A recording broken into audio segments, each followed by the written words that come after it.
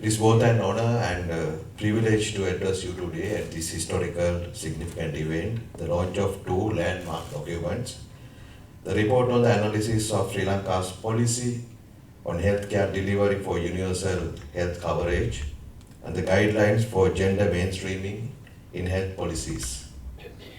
Today marks an important milestone in our journey towards ensuring equitable, inclusive, and sustainable healthcare for all Sri Lankans. I noticed that Sri Lanka's UHC service coverage index currently stands at 67, which is above the average for South Asia. However, countries such as Malaysia and Singapore, as you have seen, reported markedly higher values than Sri Lanka. So, we have a long way to go.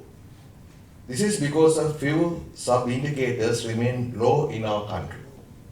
These include low TB treatment success rates, suboptimal screening and management of hypertension, limited care seeking for respiratory illness in children, and lapses in health workforce density. Improving these indicators alone will move Sri Lanka's UHC service coverage index considerably.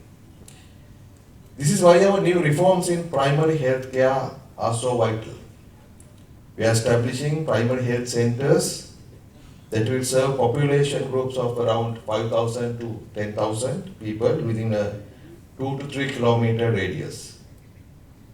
This is the main priority of the government for the health sector.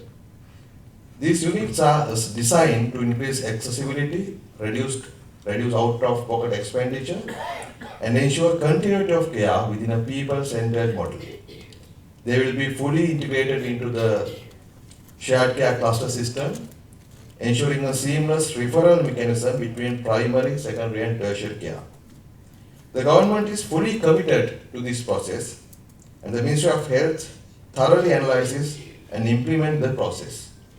I am confident that these proposed primary healthcare reforms will elevate the UHC service coverage index to the next level.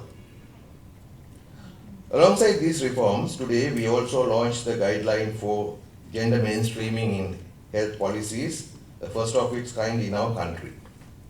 Until now, Sri Lanka lacked a structured framework to integrate gender considerations into health policy.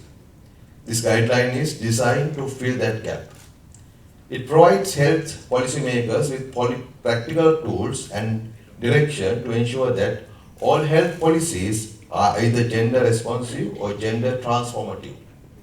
It recognizes the profound influence gender has on access to health care, exposure to risks, and health outcomes. Importantly, it equips health managers with the skills and knowledge to address these inequalities proactively. These guidelines offer practical, evidence-based tools to embed gender considerations across all levels of health policy, from planning to budgeting to implementation and evaluation.